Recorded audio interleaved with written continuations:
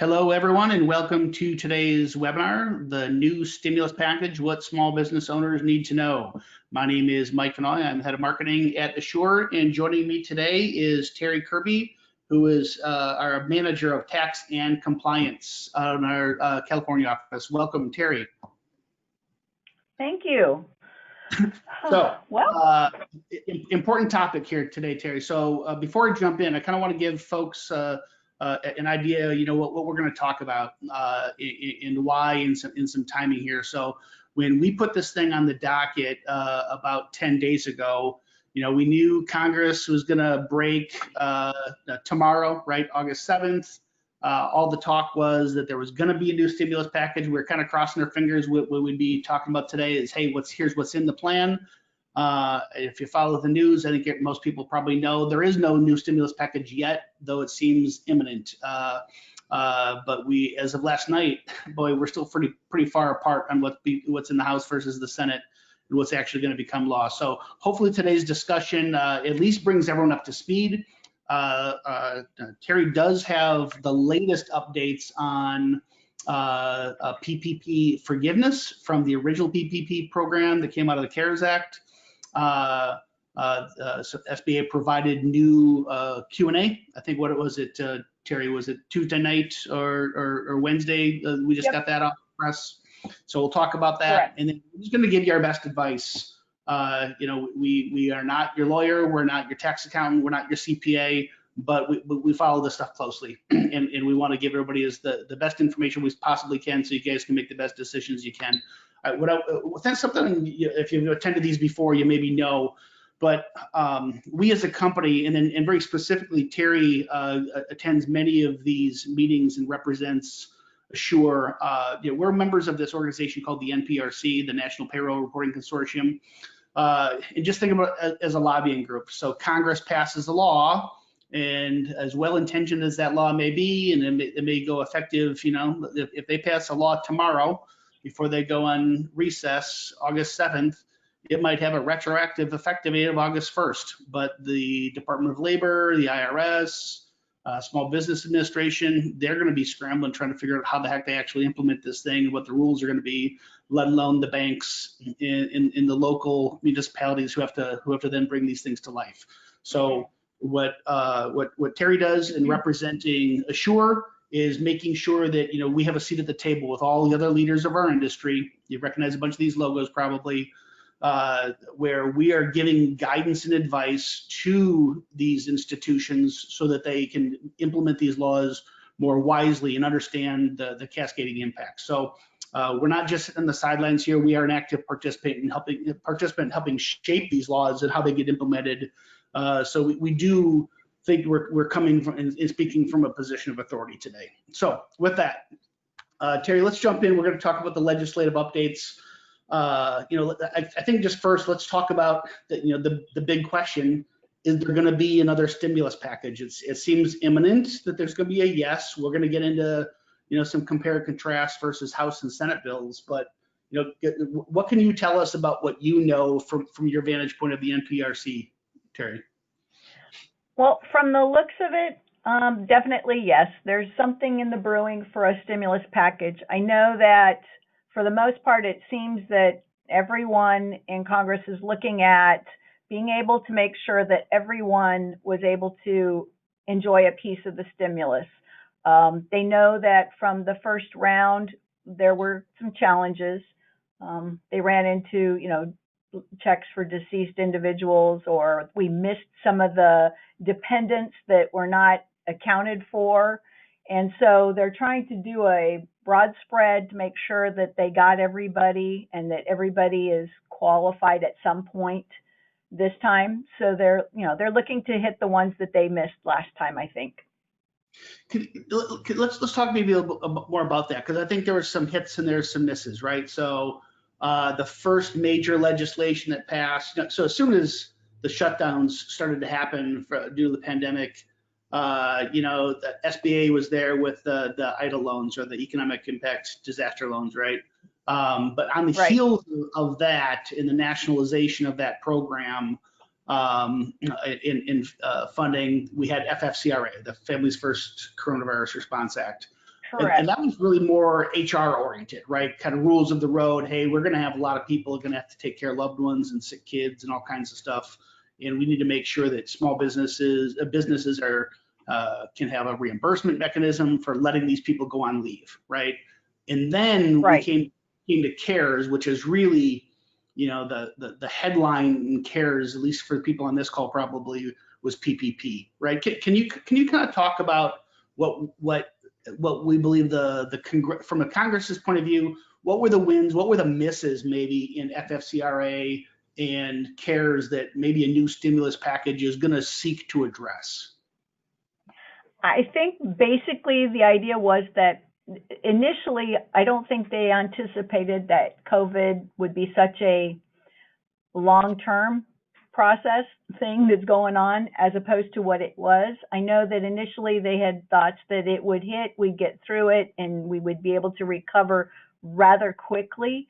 I think that with some of the changes, the spikes, and then they went down, and then the respiking, and even now with some of the changes and the numbers of people that have been exposed versus those that have died from the disease, they're realizing that it's not going away real quick, and there is no quick solution to the medical industry, and providing the solutions there. So they're finding out that some of the initial stimulus items, like the first round of PPP, rolled out, and we had some institutions that were able to qualify that probably shouldn't have and received loans. We had people that are, going out on leave and family leave and finding that after the 10-week period, they're still not able to come back to work.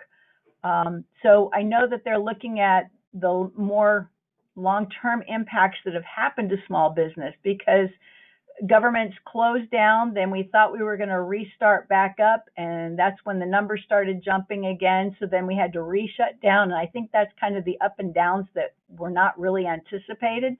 And so now we're looking at it from a perspective of what can we do to address the revisited situation. We've got businesses that use those loans and now may need another loan because they weren't anticipating being closed for so long, or reductions in their gross receipts and stuff for such a long period of time.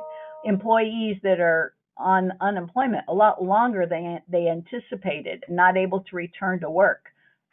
So a lot of that is driving, I think, what Congress is trying to look at right now on how do we approach this for the long term. Right. 2020 has been such a blur for so many of us that I think it's easy to forget. I mean, CARES Act, which launched PPP, it was like the first week of April, right? And at that time, the White House was saying, looking at a 14-day shutdown, right? And obviously, it's not the federal government that's the shutdown; it's mayors and county executives and governors.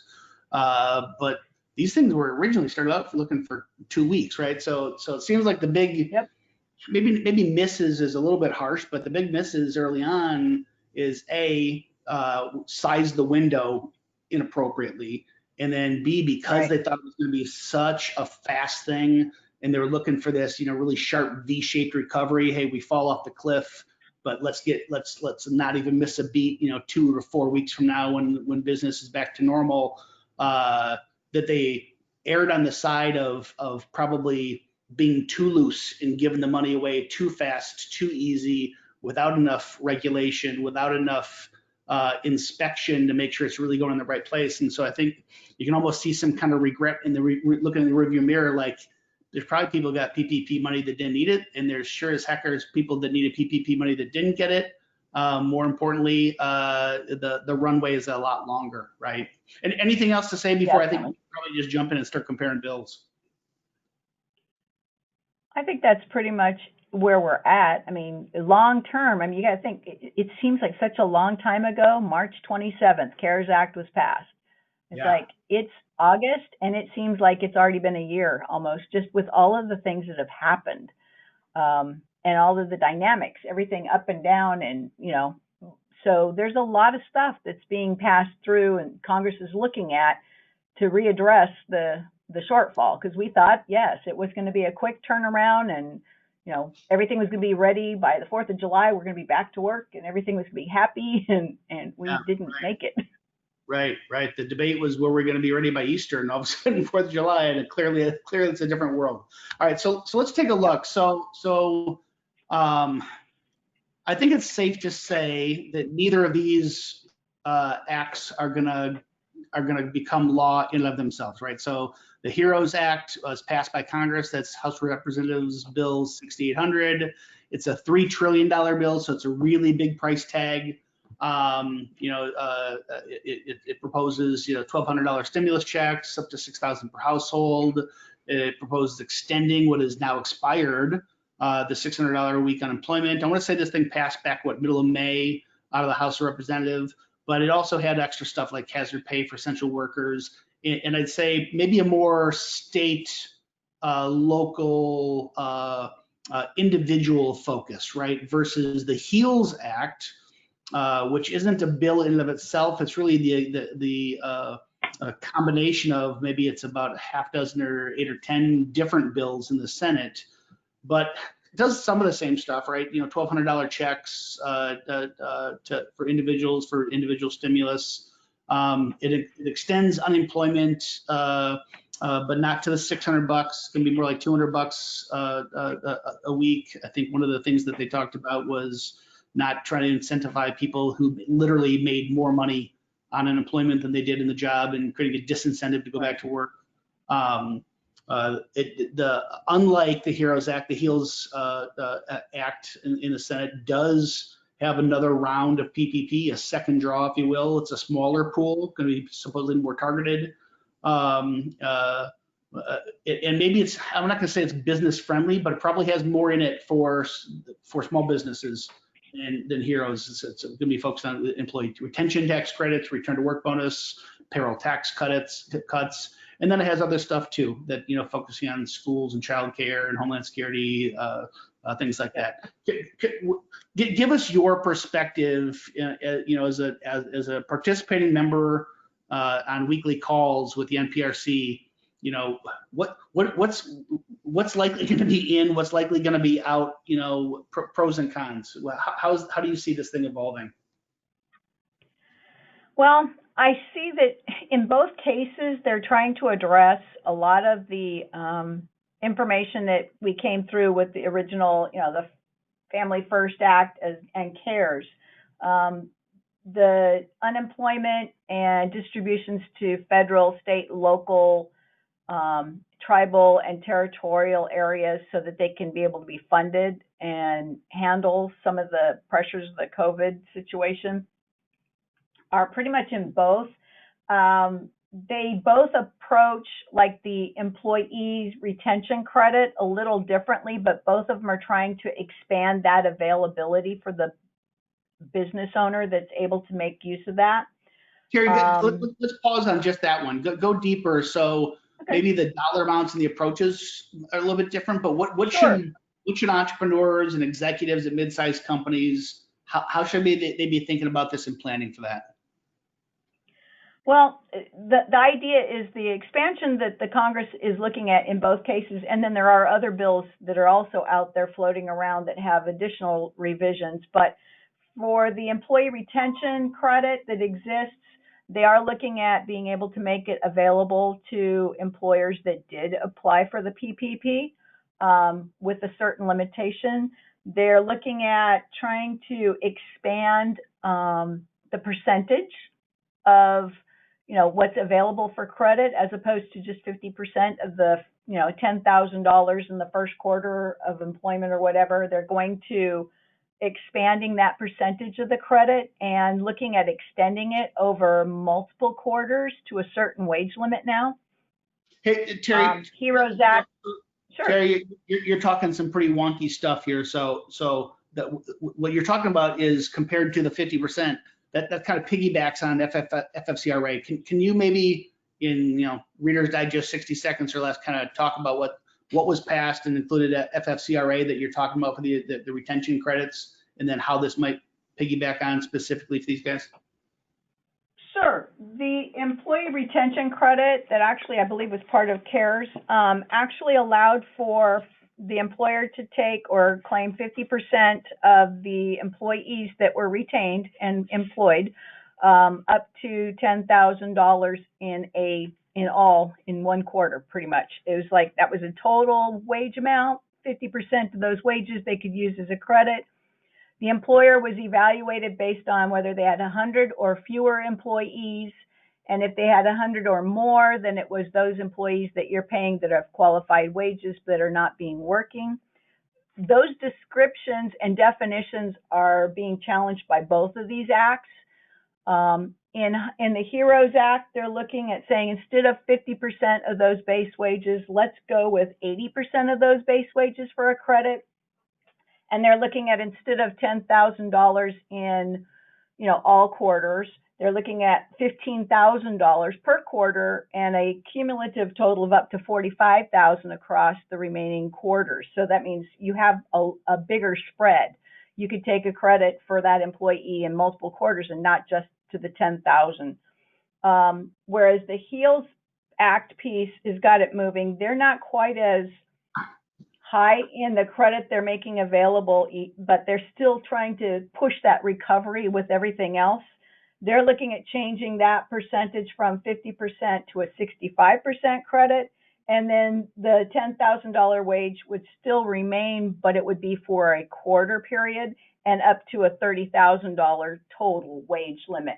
So it expands the credit that the employer might be able to obtain from keeping those employees and paying them. So it keeps them from the unemployment records. So that's an expansion. Additionally, they're trying to look at how they can make some of that available to those employers that did take loans. Because previously, if you took a PPP loan, you weren't eligible during the coverage period of that PPP loan to have the employee retention credit. Yeah, this is huge. I think this is maybe an easy one to gloss over as I talk to small business owners about this. I think there's a big misunderstanding. So I think most people saw it as a real blessing when, to get their PPP loans and have the opportunity, especially once the window, the forgiveness window was switched from 8 weeks to 24 weeks, right? Right. So let's just, for easy math, if you had a $100,000 loan and you were scared to death you weren't going to be able to spend $100,000 on allowable expenses, qualified expenses, mostly payroll. But now the 24-week window, a lot of people that we talk to, they're able to spend the entire loan amount, that in this case $100,000, on just payroll only. So therefore making the forgiveness pretty straightforward and simple. But not realizing that $100,000 of payroll expense is all of a sudden not something that they can include on their 2020 tax return as an expense, meaning you're not going to have that expense offsetting revenue. There's $100,000 in profit that's going to be taxable, and you're going to have to be saving the tax dollars for that. How should be so until something new passes into law, we're not your CPA, we're not your tax attorney, but do go talk to those folks and understand that is an implication unless some law changes. So be thinking about that and planning for that. But what you're talking about here, Terry, is really the possibility how these tax credits could kind of offset for the PPP loan borrowers as well, right? Correct. And you're right. With the PPP loan, there are a lot of questions still out there that they're hoping will be addressed with one or many of the bills that are out there with regards to that, knowing that ultimately there may be some informational reporting requirements of the loan, which, whether that's a 1099 from the lender or whatever, we don't know. But that implication and its non-taxability and how it applies to a business tax return, that's a question, because it does now free up the situation of what did you do with what you had, and then you have the loan besides that's not taxable. So there are those questions have been thrown over the wall. We've sent them out to some individuals, NPRC has anyway, through Congress, but we're hoping that they'll keep that in mind as they're looking through some of these things that they're actually passing around and discussing. Because I know the expansion of just the PPP, everybody is looking for PPP 2 or 3 at this point in time. I think somebody even called it 4, in the sense that they know that they need to expand it because there are some individuals that didn't get it and could have and should be able to get it now. They do know that there are individuals, again, I think we said, that could go back out and get a second shot at it, so that they could have an additional loan in addition to the first one that they had, as well as, how to do the forgiveness. So there's a lot that's moving in that realm, and a lot of eyes are out there looking for that and how that's going to imply against not just payroll reporting and employment tax, but how it impacts the business overall. Yeah, I mean, it's a little bit, it's a little mind numbing all the change that is happening, let alone the potential change that's kind of in flux here. It's going to be nice to get some answers. Hopefully Congress can act before they go to recess, or at least sometime soon. The pressure is going to be high. Before we continue on down kind of the checklist of potential changes, can you comment? I think maybe the folks on this call might be interested to learn. I talked about our Assure's involvement with NPRC. Share what it's like to be on these calls and what are the topics, and kind of give an insight for what that looks like, and how not just we Assure, but other members of the NPRC work with the Department of Labor, work with IRS, work with SBA to implement these things more smartly. Well, as an organization, the National Payroll Consortium represents a lot of the large payroll reporting agents, ADP, Paychex, Assure. And we get together a lot of times and we discuss the bills that are out there. Yesterday we had a members meeting and we talked about the bills that we just now are talking about again, in addition to a number of others that are out there that we're keeping our eye on. Some of them we're able to forward our comments to Congress. Some of them we go ahead and, we actually put together information that we forward to various senators or authors. We don't hold ourselves just to the federal agencies. We also are engaged in a number of state agencies and issues that are going on throughout the country, because for the most part, the payroll providers that represent that group are nationwide. So we do go over the various items that could potentially impact our employers. Additionally, with that, we do meet with the IRS on a quarterly basis, and we also have the availability of providing comments. Sometimes we actually have Congress or Treasury coming to us asking us for information on how quickly could something like this be engaged, or what would the takeaways be, how challenging would be some of the updates that we want to propose, how quickly could somebody turn around and get an update so that payroll systems could be updated and ready for changes as they're provided. And so we get engaged with a lot of that communication back and forth to assist and provide information just so that they have knowledge to go from. And then we also, pose the questions that we get from our employers or from what we see as what would impact our employers to the agency, so that they can be able to look over and review potential guidance and how it would impact certain situations, so that they can look at some of the details that sometimes they miss. Yeah, you know what? So I want to come back to that when we talk about what's likely going to happen, because there. Let's stay on it right now. So as long as we're on on this, talk about Sure. what So we have the two bills in front of us, Heroes and Heels. Safe to say neither one's going to pass into law by itself. There's going to be some hodgepodge mashing together that will likely come out. what does the implementation process look like? And so that when the law becomes effective versus when participating banks understand, back up, Congress signs it into law, passes it into law, and then the agencies define the rules, and then say participating banks have to work with it. Kind of talk through that process and timeline, so so people attending this call can have an understanding, and maybe have some patience in a time when it's hard to have patience. When to expect funds and applications and processes.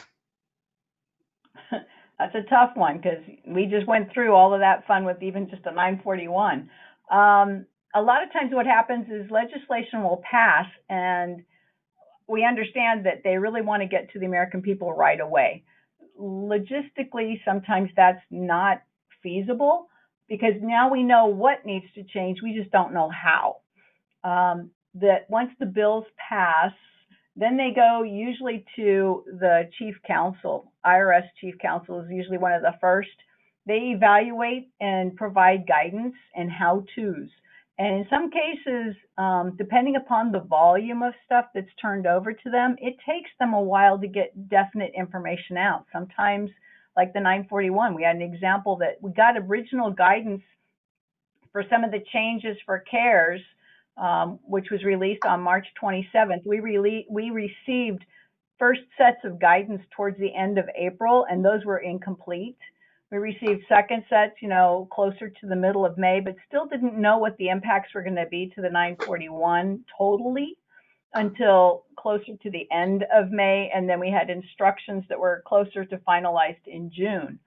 So there's a lot of detail review. What does happen in some of those cases, that I know that when we had first sets of review, we did have the IRS asking the MPRC group, how would we implement something like that? And so we started looking at the details and analysis of what we needed to report, what we recommended for reporting, and started providing that information. I think that they may have looked at it.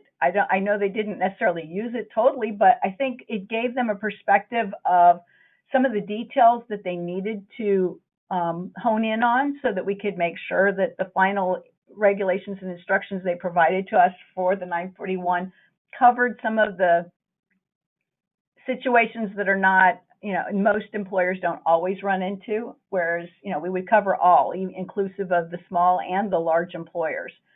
So that's pretty much, it will take some time depending upon how quickly they want this turned around. I anticipate that, I know that banks and such, for even with PPP, are looking at information, hoping that Congress will pass it by tomorrow, so that then they'll know better how to handle what they need to do by the end of August, beginning of September. So it's going to take a few weeks at least to be able to get some good directive on what the next steps are. And we know that some of this stuff is, they're looking at trying to turn it around on August 1st or September 1st, maybe, or October 1st. So it's pretty close on the timeline. We have very little runway.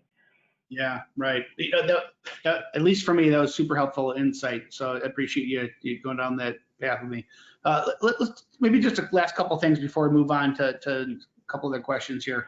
And speaking of questions, if you guys have questions, use the GoToWebinar user interface, pop in your questions in the Q&A part of the application, and we're going to have time at the end here that we'll hopefully be able to address a bunch of those. There's a couple new concepts that were not in CARES, they're not in HEROES, about this whole return to work bonus, and then straight up payroll tax cuts. Can you, we can't give guidance, we can't predict the future, but can you speak to likelihood of these things getting in, and then what are they? How should, we know what a payroll tax cut is, but how should small business owners be thinking about preparing for those things?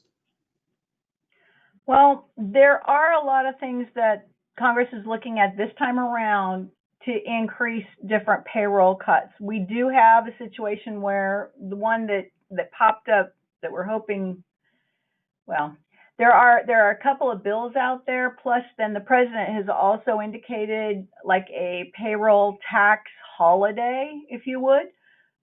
for employees.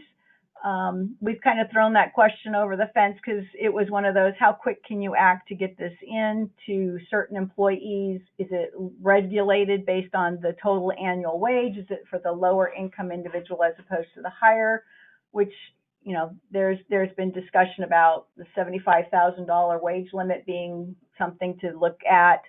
And how quickly can you opt out to having taxes withheld out of your check? And then what's the legal responsibility of the employer? Because it says in the law that he's responsible to withhold. And so unless the law is changed that he's not responsible to withhold, if his employee says, I want you to not take taxes out, there's some concern there, because, you know, I can be a friend of the agency and withhold, or I can be a friend to my employee and not withhold, but I could get stuck in a bad spot. So there's some of that going on. There's some additional payroll tax credits that they're looking at that might have to do with security and safety in the work area. How employers, what expenses they've put in, both physically and technologically, and for everything else that they need to be able to protect their work groups from either customers and or from each other in their work environment. How, you know, moving them from so that they have the 6-foot distance for working, and touch-free time clocks and stuff like that. So there's a lot of things that they're looking at in that way as well, to be able to extend to employers that are actually taking those steps, because some of those logistics are expensive for an employer to incur just to continue doing business. Terry, do you have a sense for what you think for the PPP? Do you think that's likely to be just tax credits, or what do you think that looks like?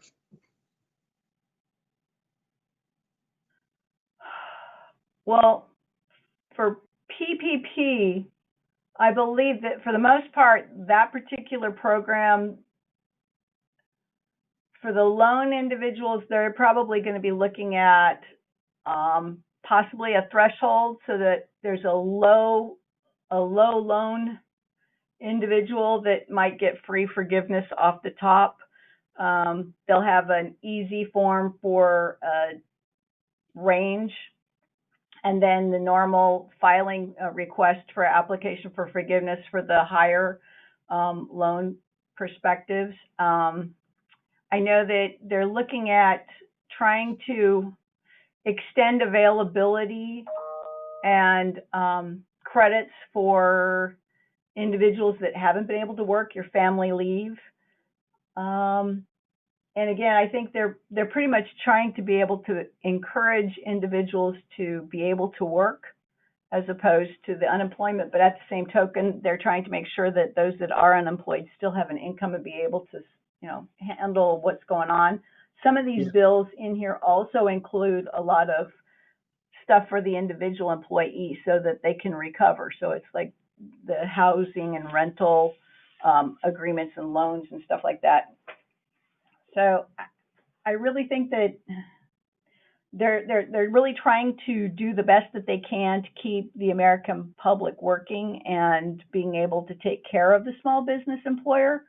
But there's a lot of dynamics in how these credits are going to be available, how much is going to be available, and how they'll impact the bottom line on the business side. It still remains to be seen with some of the things they've got.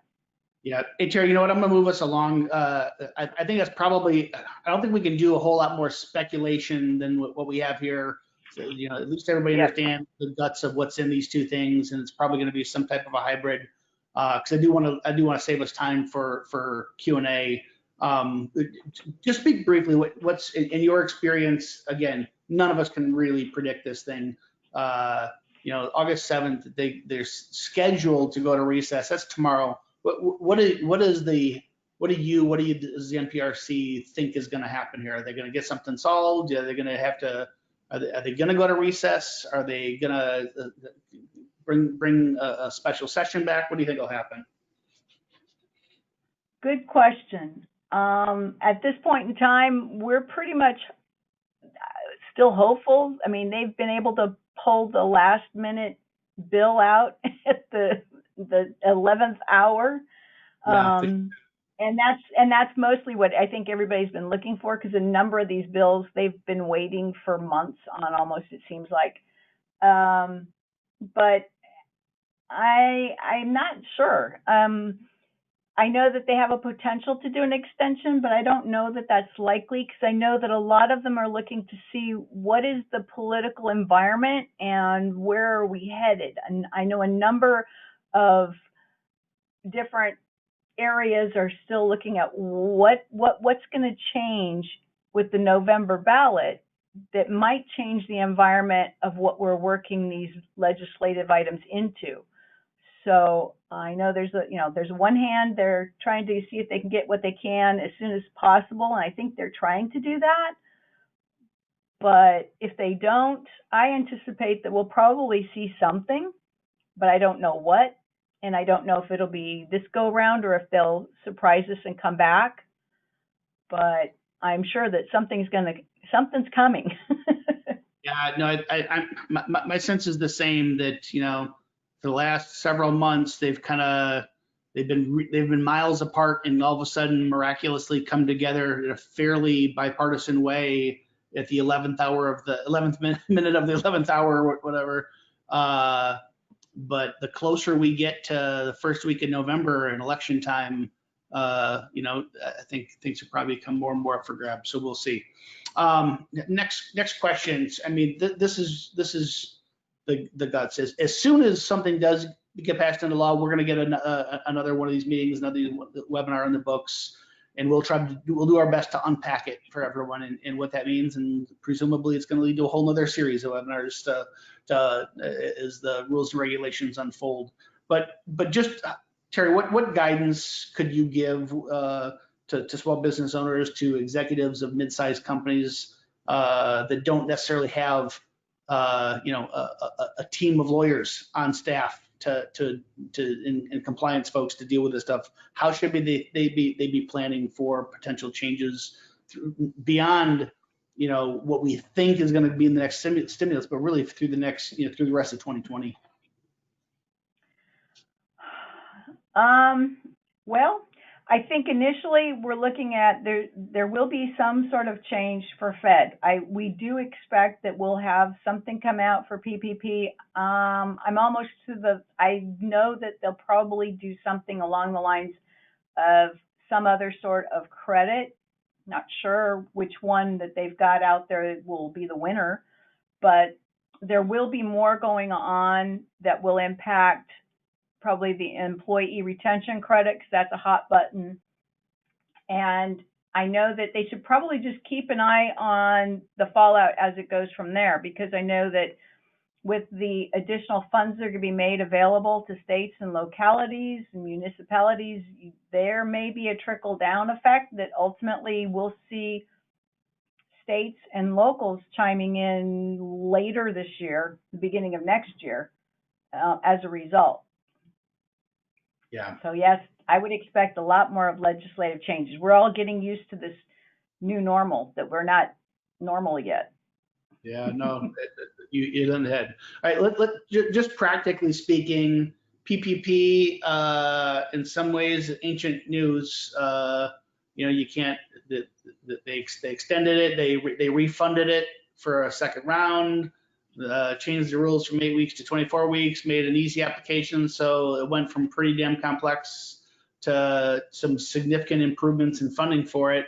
But the window is closed. You can't apply for new. Yet we continue to get updates on the rules of the game. So what just kind of maybe brief everybody on what are the open unanswered questions, and what are some of them, what came out in this week's new Q&A from the SBA? The Small Business Administration released the long-awaited questions and answers that we've been asking for a while on Tuesday. But again, they pretty much give a little more detail on some of the immediate information or questions that we had, but they're still a little open. And I think the reason why that was is because they were hesitant, because they were waiting to find out what Congress was going to do. They were hoping that the next PPP bill was going to be released last week so that they could go forward. They are looking forward to the potential of having a automatic forgiveness threshold, which would make it easier for lenders as well as the borrowers in that forgiveness process. A lot of the legislation that's out there now is kind of changing how those calculations take place and how that form for forgiveness would appear. And because of that, that's kind of, they've given a lot of detail on, can I scan forms, can I sign forms, but the details of the actual data that's going to be required, it's close. We have that information, but it potentially might be modified by some of these bills that are pending. So we know that from the FAQs that were released, they've pretty much given us some of the meat and potatoes, but some of the questions that were out there about some of the specific items and data and such are still kind of fuzzy because they're potentially still in motion. Yeah. All right, you know what? I'm looking at the clock here. I think we're going to take a lot of this on in Q&A probably, and you kind of just answered it a little bit. But you know, with so much uncertainty, we're wondering how to plan, right? So obviously, the pandemic, you got an election like we've never seen before. You got murder hornets that I think are maybe the murder hornet scares behind us. I don't know. But let tell you what, I'm going to jump over to Q&A here in a second. Any closing remarks you'd want to make on this topic before we do that, Terry? I don't think so. I think this is going to be a very interesting November, and so we'll be along for more fun changes as we started out with the beginning of the year. The roller coaster ride's still going. Yeah, it sure is. It sure is. All right. So just in closing, at Assure, we see human capital management through the lens of the entrepreneur and executives with an owner's mindset. So whether you're trying to do simple stuff like payroll and taxes just to stay compliant and keep your people paid, automate processes through time and attendance to save time and reduce errors, or you need to get strategic on the HR side to find the best people available in the market to really grow your business. That's what we focus. Try to have human capital management, software and services that help you grow your business. We're in crazy times right now, so we have obviously a lot of these talks are around compliance. But at the end of the day, we're in business to grow. And as soon as this pandemic is over and we start climbing out of this thing, that will kind of be returned to our focus. So with that, if you guys want to use the Q&A capabilities within the GoToWebinar user interface, pop your questions in there, and we'll do our best to answer a bunch of these here. Let me pop this out. And I see a handful of them here already. I think, I'm sure we won't get to all of them, but let me, I'm going to pepper you with them here, Terry. So first one from Joanne. Will a second round of PPP still be based on the 2019 or first quarter base numbers? What if since the first PPP has been completed, employees were then let go? Do we need to hire them back? Well, I believe that from what I remember seeing, they're still looking at the information for a baseline for those employers that existed in 2019 as 2019. For the employees that you had and were released and then you attempted to rehire and they were not ready to come back.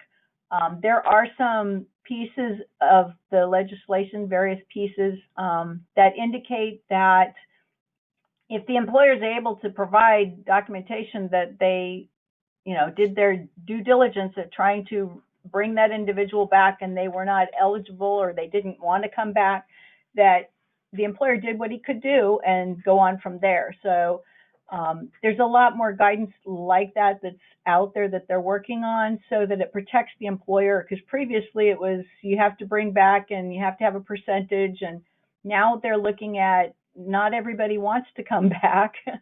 And so, as long as the employer's done what he can do, he can hire to fill those positions. And again, that's the how those are being handled. It's a little bit different in each of the bills, but they're looking at trying to be able to ease that. Yeah, so before we take any more of these questions, the first part of our answer is we don't know because there's no law yet, right? But so if nothing happened, Joanne, even if you had to let people go after PPP funds were spent, the original CARES bill was amended, and I don't remember the exact date. You probably do, Terry, but it was amended so that you have until the end of the year to bring them back. I want to say originally they had to be back by June 30th, but now you have until December 31st to bring those people back. And it doesn't have to be the same human beings, right? So if John Doe was in the base period and John Doe was fired, quit, moved away, didn't feel safe to come back, whatever the reason is, John Doe doesn't have to be the person hired back. It's going to be headcount based. So as long as you're, what the purpose of the bill is to make sure that you are maintaining staff. And so people come and go. And as long as you're backfilling those people with other people and keeping the public off the unemployment rolls is the important thing there. And anything else you want to add before we take another one, Terry?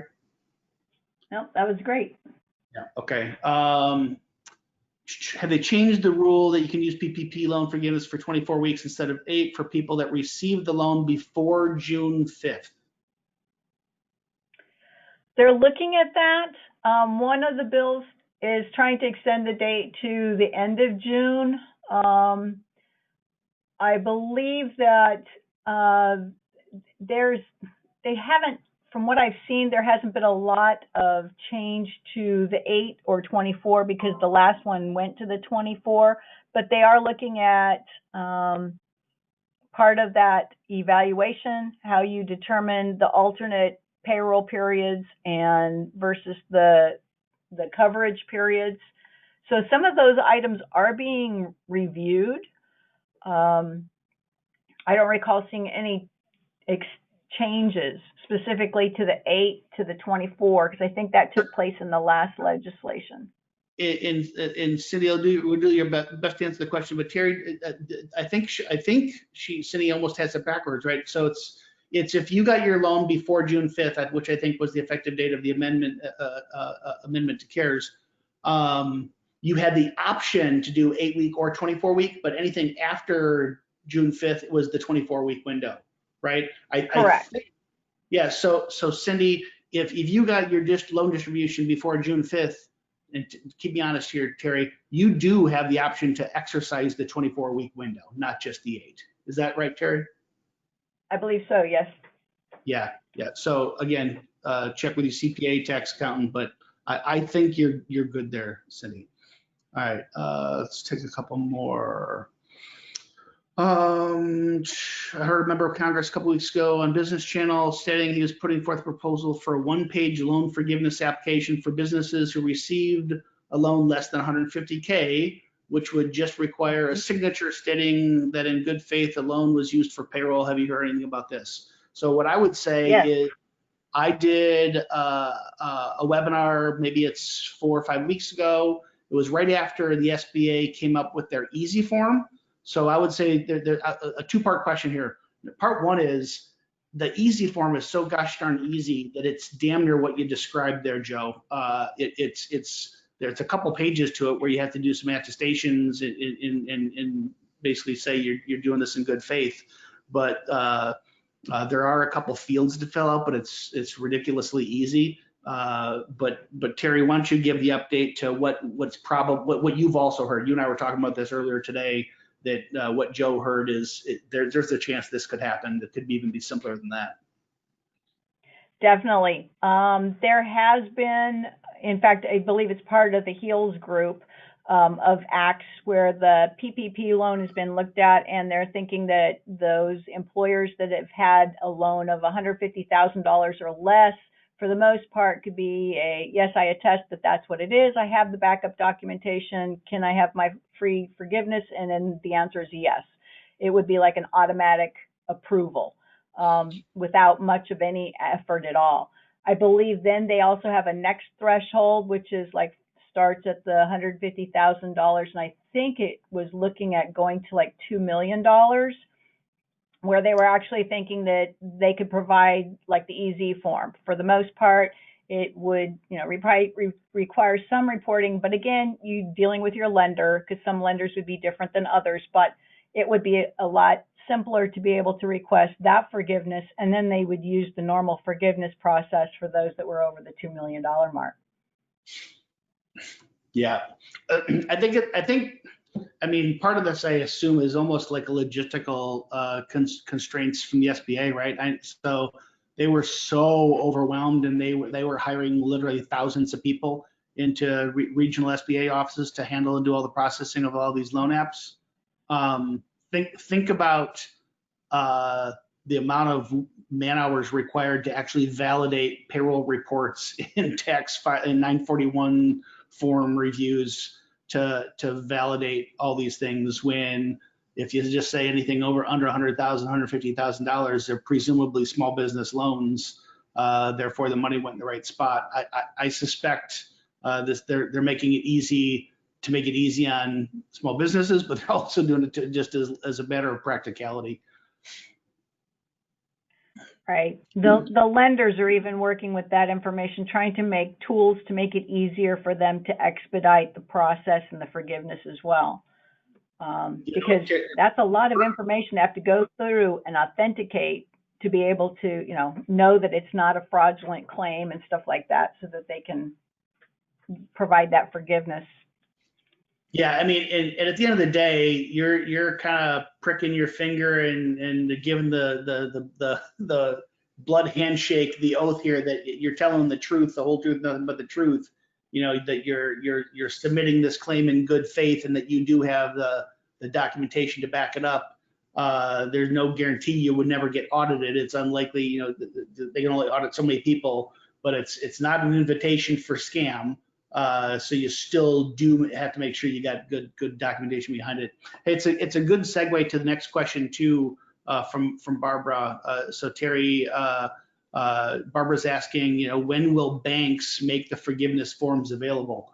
Which kind of speaks to this issue of, okay, the SBA may set the rules, but then the banks actually have to execute, and they each have their own risk profiles and skill sets and whatnot. So can you talk us through when the banks are gonna make the forms available? Well, that's a good question, in the sense that I know that they've been working on this information. They've been looking for additional guidance from SBA and Treasury. Just recently, with one of the AICPA calls that we had a number of lenders that were on the call that we were asking, when do they think they would be available to start processing loan forgiveness? And I know that most of them are still waiting on Congress. They're hesitant because they don't want to start one type of forgiveness and then find out, oh, well, I could have just done it this way and it could have been a quick, easy or whatever. And so a lot of them are pretty much saying that they're watching, because SBA says that they'll accept the forgiveness applications as of this coming Monday, but more lenders are looking towards maybe starting to prepare and file those applications at the end of the month, beginning of September, when they have better ideas of exactly what might happen. So I know that they're still hoping that Congress is going to do what they need to do, because they've been waiting on this PPP2 bill since the first one, I think. So we'll see what comes of it. Yeah. Next question. Maybe we have time for a couple more here. I've used up all the PPP for payroll. Can I wait to apply forgiveness with my bank? I think, kind of to the previous, not only might you be able to, you might have to, right? Yeah, you might not be able to apply for forgiveness quite yet, because a number of banks are still holding out.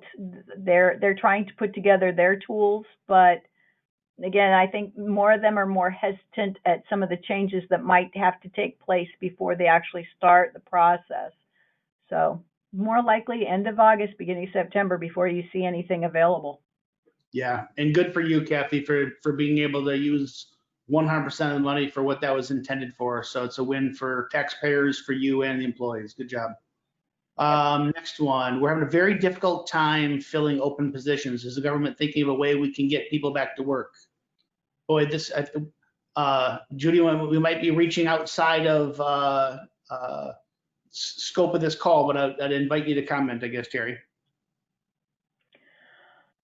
Well, I think with some of the approaches that because I know they've discussed things about, the return to work bonus for unemployments that they've been looking at for various states and funding and stuff like that. They're trying to find ways to get people back to work. I don't know, what other possibilities that I know that they've got stuff going on with how to provide benefits for remote workforce and benefits for stuff like that, but it's going to be interesting because those are not quite as prevalent with all of the changes that they're passing around right now.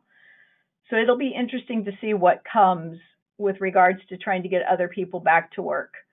Yeah, and Judy's question is obviously very nuanced, right? It's, are you looking for entry-level positions on a factory line? Are you looking for computer programmers who work from home? I mean, it's obviously nuanced based on business, but there is the other element with a $600 a week unemployment premiums that were being paid out that have just ended. There's a pretty big motivation for a whole bunch of folks that are re-entering the workforce because of that. It'll be interesting to see how this pans out with the HEROES Act, kind of doubling down on that $600 a week, where the HEALS Act is saying, okay, we need to provide a safety net, but not that competes for going back to work, which is the $200 amount. So I don't feel like I have clear guidance on what's going to be the winner on that one. Do you, Terry? I have no idea. Yeah, that one's tough. Yeah, that one's going to be probably one of the 11th hour arm wrestling items, I suspect. Definitely.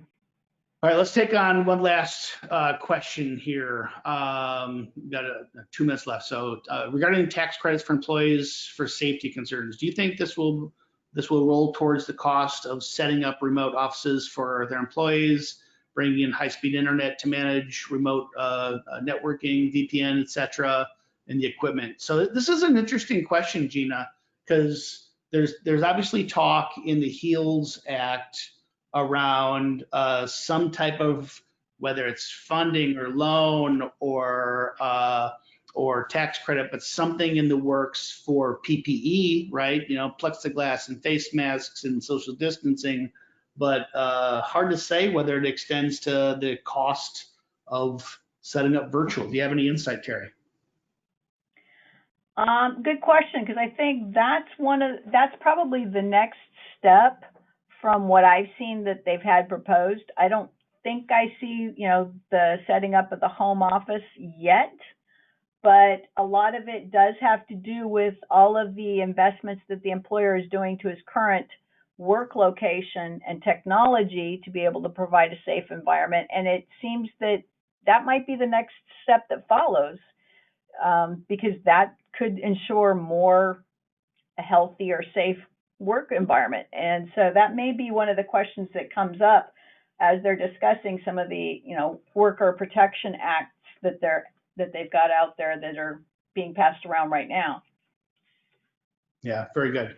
You know what? 1 minute left. Let's take one more question. How will these programs apply to a single member, sole proprietor, LLC, S Corp type of company? Well, some of the bills and the packages, especially like with the PPP and the employee retention, and I believe even with some of the expansions in the HEROES Act to the sick leave and the family leave pay, takes specific looks at various, single, even contractors versus single proprietorships, and how the percentages can be disseminated, how they're going to use them, how they can expand on some of that credit that's available.